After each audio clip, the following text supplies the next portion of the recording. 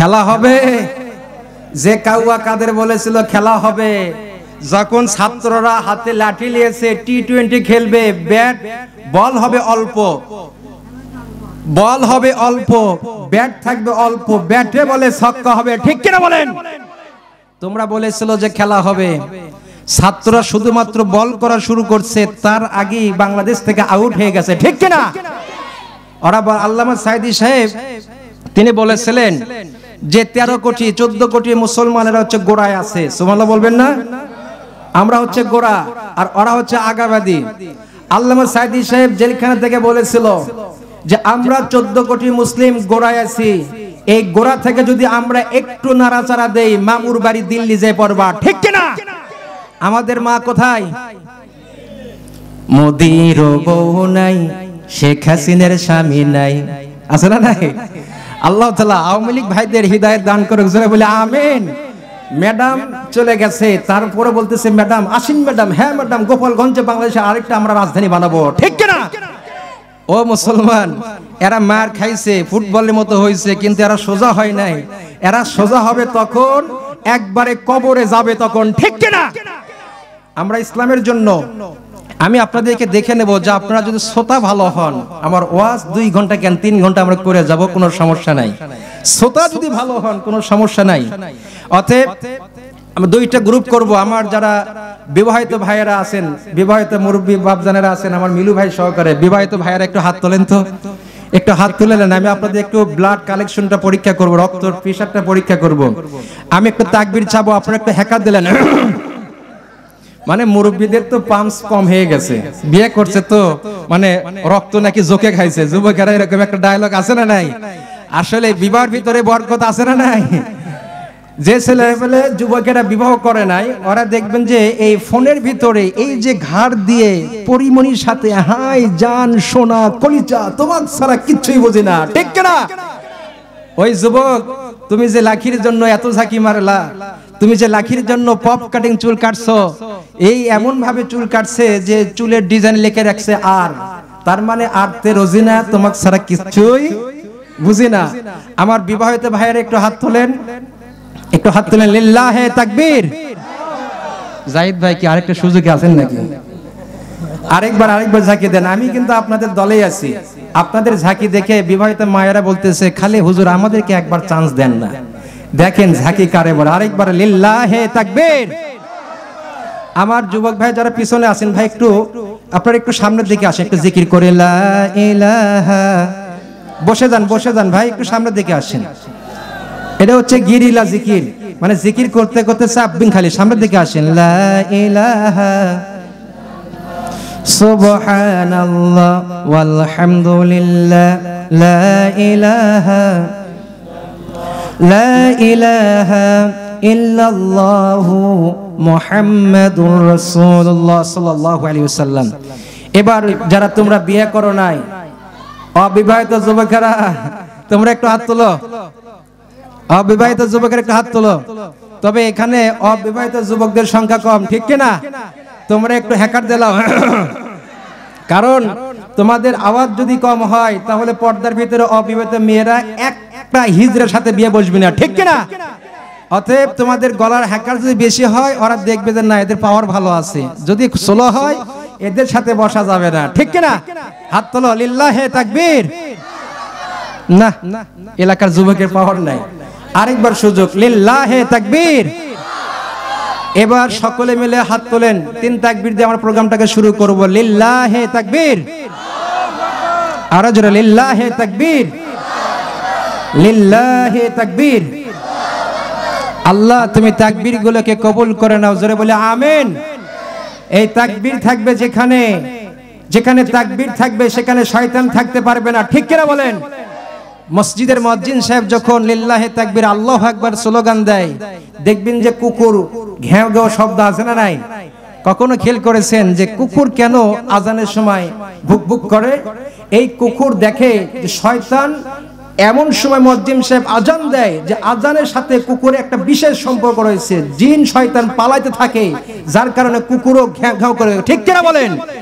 আমাদের এই সমাজে আজ থেকে 1 বছর আগে কোরআনের মাহফিল যখন করা হচ্ছিল, মানুষ নামে কিছু জঙ্গি কুকুর এই মাহফিলগুলোকে বন্ধ করে দেওয়ার জন্য ঘেউ ঘেউ করতেছিল, ঠিক কিনা বলেন? ও মুসলমান, এই মাহফিলগুলোকে এই বাংলার জমিন থেকে কোন নাস্তিক কোন বেঈমানের বাচ্চাগুলো বন্ধ করতে পারবে না, ঠিক কিনা? অতএব কোরআন থেকে কথা হবে। বলেন তো কোরআনটা কার বাণী? রাব্বুল আলামিন বলেন, কুল লাউ কানাল বাহরু মিদাদান লিকালিমাতি রাব্বি লানাফিদাল বাহরু ক্বাবলা আন তানফাদা কালিমাতু রাব্বি ওয়ালাউ জিনা বিমিসলিহি মাদাদা। আল্লাহু আকবার।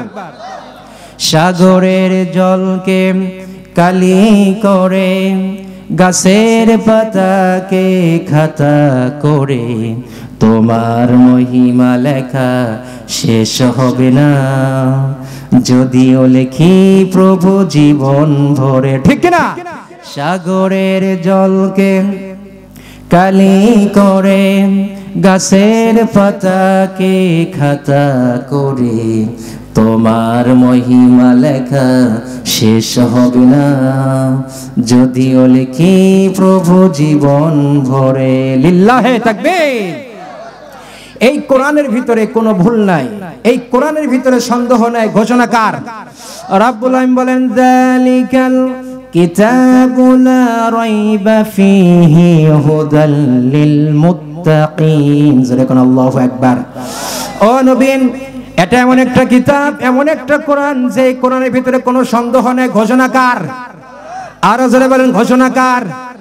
আবার আল্লাহ তাআলা বলেন, এই কোরআনটাকে মুমিনদের জন্য, মুত্তাকি বান্দাদের জন্য আমি আল্লাহ তাআলা হিদায়াতের পথ করে দিয়ে পাঠাইছি।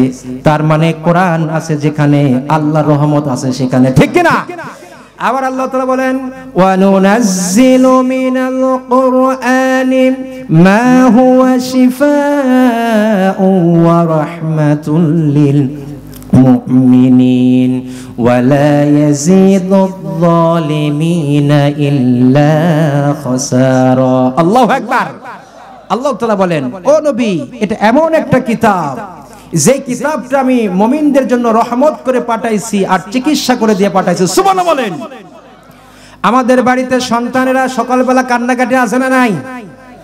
দেখবেন যে রাতের বেলা সন্তান কান্নাকাটি করেন, অনেক চিকিৎসা করেছেন, কান্নাকাটি বন্ধ হয় নাই। যদি কোরআনের একটা সূরা পড়ে যদি 3 বার ফু দেন, আপনার সন্তানের কান্না বন্ধ করে দেবেন তিনি কে? বলেন তো, তাহলে এই কোরআনের রহমত আছে না নাই? বিশ্বনবী বলছেন, শোনো, যদি কোনো সন্তান কান্নাকাটি করেন, 3 বার সূরাতুল ফাতিহা পড়ে সন্তানের গায়ে ফু দিয়ে দিবা, সঙ্গে সঙ্গে তোমার সন্তানের কান্না বন্ধ হয়ে যাবে। জোরে কোন সুবহানাল্লাহ। অতএব কোরআন থেকে কথা বলবো, কারণ এই কোরআনটাকে কোনো নাস্তিক আর কোনো বেঈমান পৃথিবী থেকে শেষ করতে পারবে না, ঠিক কিনা? এই যে কয়েকদিন আগে দুবাই একটা প্রতিযোগিতা হয়ে গেল, দুবাইয়ের প্রতিযোগিতায় বাংলাদেশে হাফেজে কোরআন প্রথম স্থান অধিকার করেছে। জোরে করে আল্লাহু আকবার। বলেন তো, বাংলাদেশের সন্তানেরা প্রথম স্থান অধিকার করলে বাংলাদেশের সম্মান বাড়ে না কমে? আরে জোরে কোন, বাড়ে না কমে? এই যে কয়েকদিন আগে ছোট্ট একজন হাফেজ কোরআন, হাফেজ মাহমুদ, মুআজ একজন বিশ্বনবীর সাহাবীর নাম। ওই মুআজ ইবনে জাবাল যেদিন ইন্তিকাল করলেন, আরশে আজিম থরথর করে কাঁপতে লাগলেন। আল্লাহ তাআলা আরশকে থাফা দিয়ে বললেন, এই আমার আরশ, কান্না করিস কেন, লড়িস কেন? এবার আরশ বলেন, আল্লাহ, তোমার আশিকে রাসূল বিশ্বনবীর একজন সাহাবী দুনিয়াতে ইন্তিকাল করেছেন, ও তোমার প্রতি এমন ভালোবাসা ছিল যার কারণে আমি আরশের ফেরেশতা কান্নাকাটি করে। জোরে কোন আল্লাহু আকবার। বিশ্বনবী বললেন, শোনো, আমি বিশ্বনবীর পিছনে 1,20,000 আল্লাহর রহমতের ফেরেশতারা যুদ্ধের ময়দানে এসে হাজির হয়ে গেলেন। আল্লাহ রাসূল জিবরাইলকে বললেন, জিবরাইল ভাই, কেন তুমি আসলাম? বলে, ইয়া রাসূলুল্লাহ, মুআজ ইন্তিকাল করেছেন। ওই মুআজ এমন একটা আমল করতে গো নবী, এমন একটা স্পেশাল আমল করতো যে আমল করার কারণে আপনার মুআজের কারণে খুশি হয়ে আল্লাহ তাআলা 1,20,000 ফেরেশতা নাজিল করে দিয়েছেন। সুবহানাল্লাহ বলেন। এবার বিশ্বনবী নামাজ শেষ করলেন, নামাজ শেষ করার পর 2 হাত দোয়া তুললেন কার দরবারে? জোরে বলেন, কার দরবারে হাত তুললেন? আমরা যদি গুনাহ করি, গুনাহ করার পর মাপ চাবো কার কাছে? না দয়াল বাবার কাছে? কেউ ফেরে না খালি হাতে, বাবার তোর দরবার হতে। ঠিক কিনা বলেন? কত বাবা বের হইছে, তুলা বাবা বের হইছে, মুলা বাবা মস্তানে বের হইছে, বাবুর বাবা। ঠিক কিনা বলেন? কয় বাবার ভিতরে মাল আছে, আছে না নাই? কয় কি মাল আছে? কয় বাবা নেমটা হয়ে থাকে, যে মাল আছে সে মাল তো বাবার বার করে রাখছে। ঠিক কিনা? আবার এমন বাবা সারা বছর একটা বছর গোসল করে না, দেখবেন যেদিন ওরস মাহফিল হয় বাবা উলঙ্গ হয়ে গোসল করে। আমার পাগলি মা বোনেরা সেই গোসলের পানি বরকতে পানি মনে করে খায়। এরকম আছে না নাই? আরো আস্তে আছে না নাই? তবে আপনাদের এখানে নাই। ঠিক কিনা? কারণ আপনি যদি ভুল করেন আপনারা কেউ ক্ষমা করতে পারে না, একজন ছাড়া। চিৎকার মেরে বলেন তিনি কে? আল্লাহর কাছে ক্ষমা চান, ক্ষমা করে দেবেন। বিষ্ণু বলেন, শোনো আমার উম্মতেরা, দুই ফোঁটা পানিকে আল্লাহ তাআলা বেশি পছন্দ করেন। চলে কোন আল্লাহু আকবার। দুই ফোঁটা পানিকে রব্বে কারীম বেশি পছন্দ করেন। সাহাবীরা বলেন, ইয়া রাসূলুল্লাহ, কি এমন পানি যেই পানিটাকে রব্বে কারীম বেশি পছন্দ করেন? আল্লাহর হাবিব বললেন, শোনো, পাপিষ্ঠ বান্দারা যখন পাপ করে, পাপ করার পর যখন রাত্রিবেলায় রব্বে কারিমের দরবারে জায়নামাজটা বিছিয়ে দেয় আর বলে, আল্লাহ ভুল করেছি, ক্ষমা করে দাও, এই চোখের পানি নাকের ডগায় নাক থেকে জমিনে পড়ার আগেই বান্দার জীবনে সকল গুনাহ মাফ করে দেয়। তিনি কে? রব্বুল বলেন, ইয়া আইয়ুহাল্লাযীনা আমানু তুবু ইলাল্লাহি তাওবাতান নাসুহা। আল্লাহু আকবার। আল্লাহ বলেন, হে বিশ্বাসীরা, তোমরা যদি তওবা করো, তোমরা যদি ভুল করো, গুনাহ করো, তাহলে আমি আল্লাহ তাআলার কাছে তওবা করো, তোমাদের জীবনে গুনাহ মাফ করে দেব। জোরে করে আল্লাহু আকবার। তাহলে আমরা যদি গুনাহ করি মাফ চাবো কার কাছে? আর জোরে কোন কার কাছে? আল্লাহর কাছে মাফ চাবো, তাহলে মাফ করে দেবেন। জোরে কোন ঠিক কিনা?